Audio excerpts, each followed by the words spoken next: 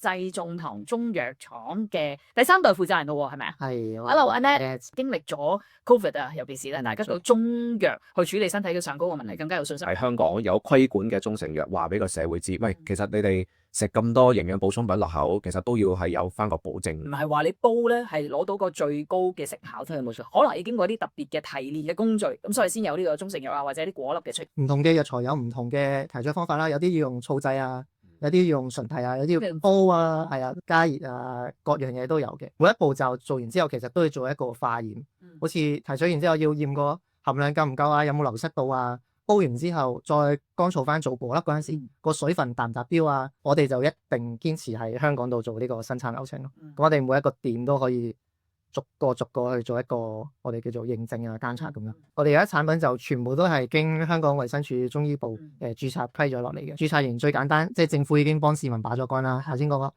安全性、成效性同埋嗰個穩定性。所以做完我哋呢個 EIT 之後咧，真係揾到個原由，跟住我哋咧就再去直情咧。